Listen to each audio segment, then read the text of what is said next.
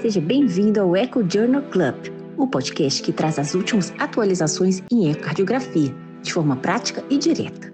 Eu sou a Bárbara Linhares e ao meu lado está o Felipe de Oliveira, criador do Eco Descomplicado. Juntos, exploramos os artigos científicos mais relevantes e aprofundamos o conhecimento em imagem cardiovascular. Prepare-se para mergulhar nesse universo fascinante e transformar sua prática clínica. Seja muito bem-vindo, seja muito bem-vinda a mais uma edição do Echo Journal Club. Meu nome é Felipe, eu sou cardiologista e cardiografista e criador do Eco Descomplicado. E para esse projeto, eu estou aqui acompanhado da Bárbara. Olá, pessoal.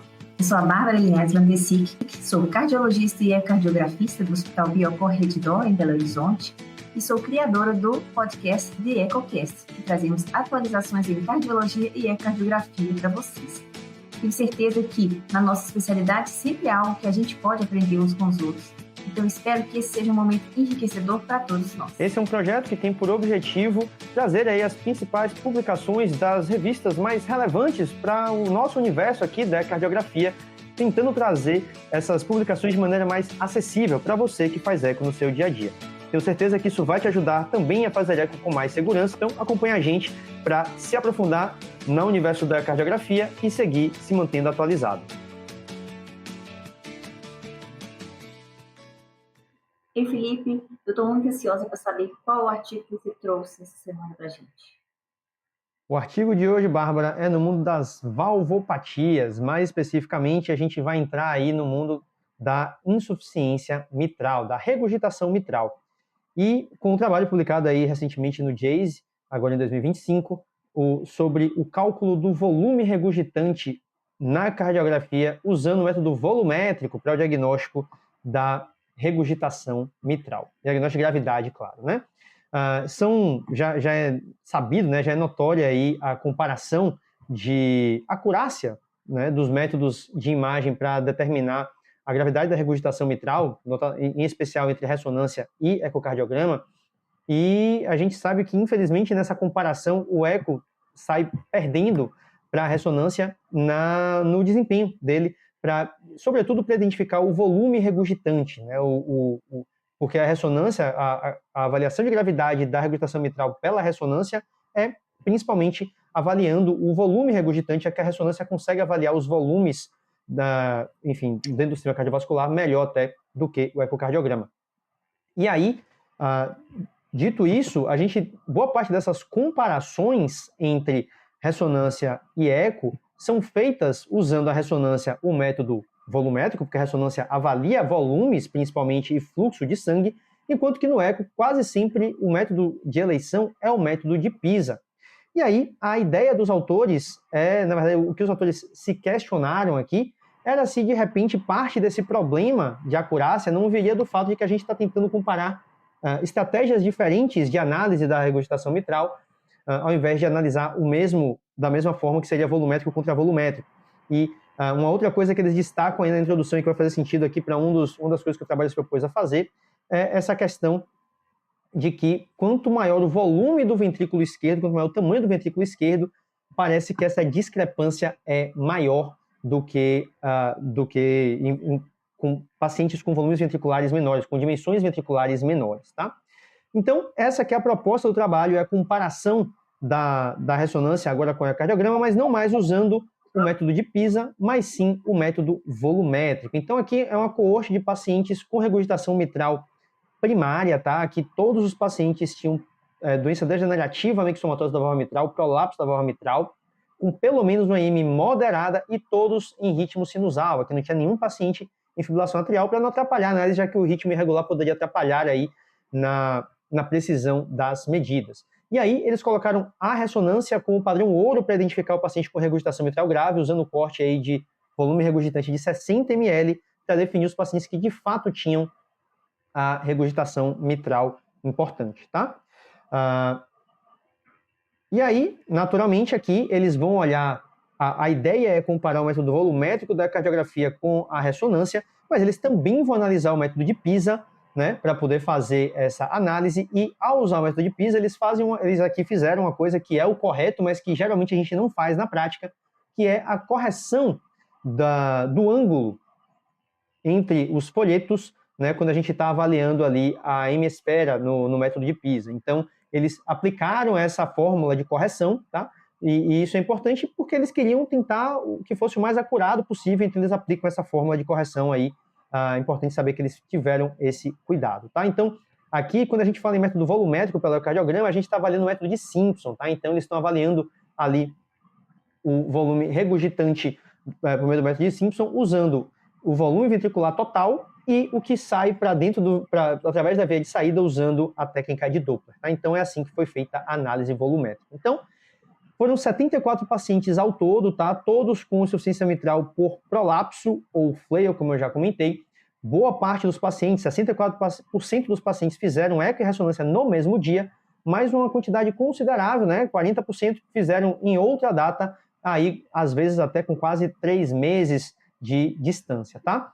Como a etiologia da regurgitação mitral era o prolapso e principalmente o flail, 99% dos pacientes tinham jatos excêntricos. Então é importante ter essa noção para interpretar aqui, porque isso definitivamente vai interferir com a nossa análise. Então, olhando aqui para a população, né, como eu já comentei, a gente tem boa parte dos pacientes que tinham o flail, então 27% tinham flail de fato, 31% tinham prolapso de ambos os folhetos, o jato era 199%, e curiosamente a gente percebe aqui, ó, que os volumes ventriculares com ecocardiograma, conforme a gente já está habituado a ouvir já bastante, de fato foram menores do que os volumes obtidos com a ressonância. Então, a diferença aí de 30 ml, mais ou menos, no volume diastólico final entre eco e ressonância.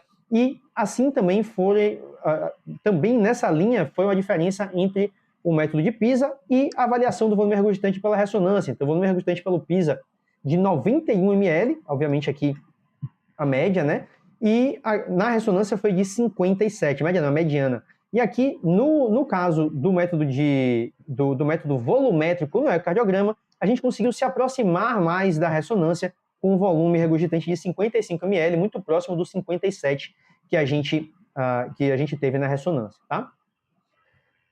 Aqui, esse resultado, essa informação que eu acabei de trazer aqui, mas de maneira mais ilustrativa, por assim dizer, né, mais visual. Então, a gente consegue ver como esses gráficos de dispersão entre o volume regurgitante pela ressonância e pelo ecocardiograma, aqui o método de Pisa e aqui no método volumétrico, o gráfico de dispersão pelo método de Pisa é muito mais disperso, né? Mostra muito mais dispersão do que o gráfico de dispersão analisando ali os dados dos pacientes usando o volume regurgitante pelo método volumétrico. Inclusive aqui, ó, com uma linha de correlação muito mais próxima, né? Uma correlação linear muito mais próxima do que com o método de Pisa, mostrando que, de fato, o método de Pisa, sobretudo para jatos excêntricos, que é uma população bem específica aqui nesse trabalho, né?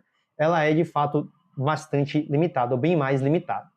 Aqui, a área sob a curva para avaliação, para determinação da gravidade da regurgitação mitral, usando os dois métodos ecocardiográficos, partindo do pressuposto que a ressonância está sempre certa. Então, usando a ressonância, o volume regurgitante da ressonância de 60 ml como padrão ouro, a gente teve uma maior acurácia do método volumétrico do que do método de Pisa, com a área sobre a curva melhor do método volumétrico contra o método de Pisa. Tá? Então, aqui uma área sobre a curva de 88 para o método de Pisa e de 95 para o método volumétrico.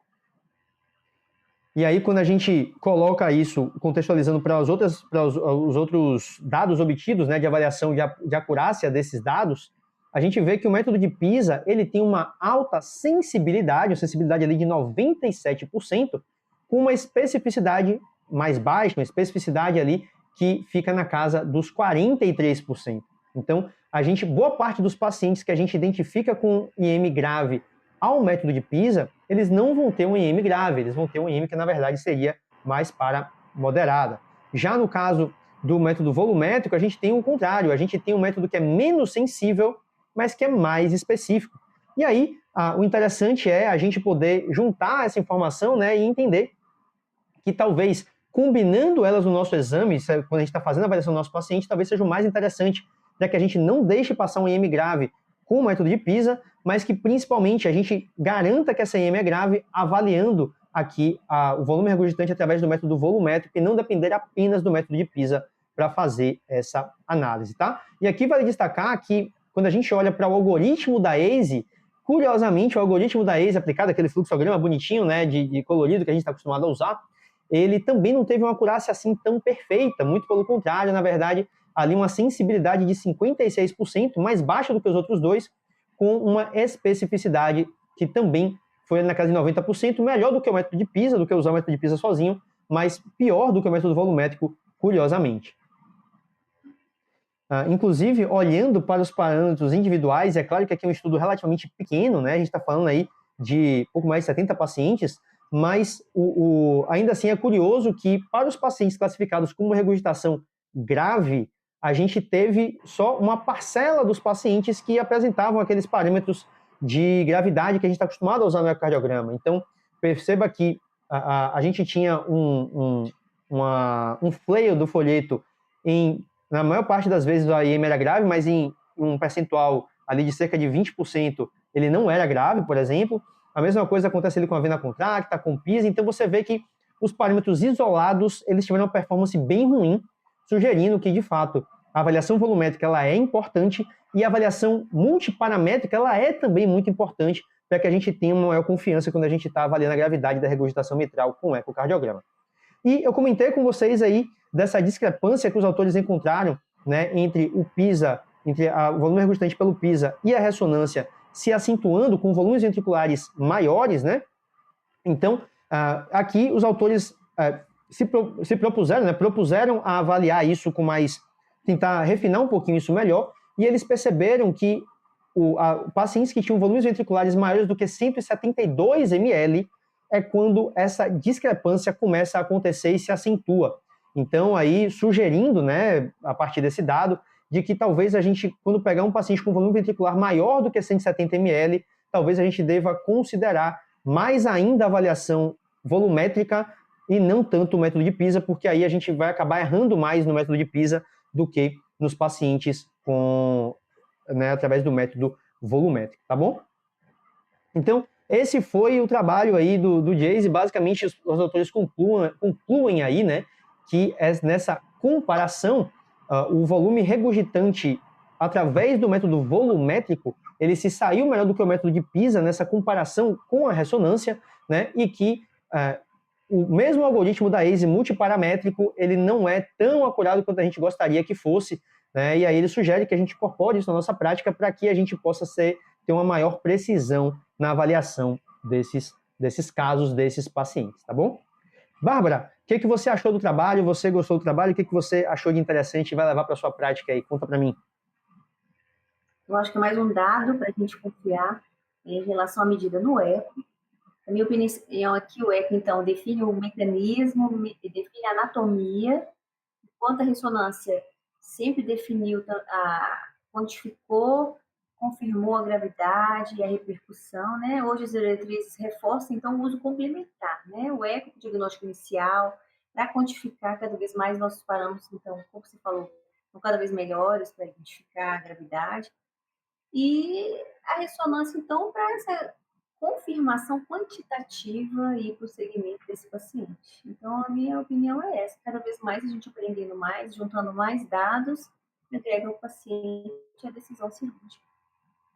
Você foi perfeita aí, eu acho que é isso mesmo. Eu acho que o eco tem o seu valor, principalmente, né, quando comparado com a ressonância, para determinar o mecanismo da regurgitação e a etiologia da regurgitação, já que a ressonância tem uma maior dificuldade de avaliar. O frame rate da ressonância é bem inferior ao frame rate da cardiograma, e isso, além de toda a experiência que a gente já tem aí nessa avaliação, traz aí o eco como principal ferramenta, mas na avaliação de gravidade, eu acho que a ressonância, por enquanto, vem saindo melhor, mas esse trabalho mostra que a gente tem um caminho a perseguir com a cardiografia, que talvez a gente tenha aí uma ferramenta que talvez ajude a gente a ser mais preciso. Resta saber se as diretrizes futuras aí vão recomendar para a gente fazer essa avaliação de maneira mais rotineira ou não, né?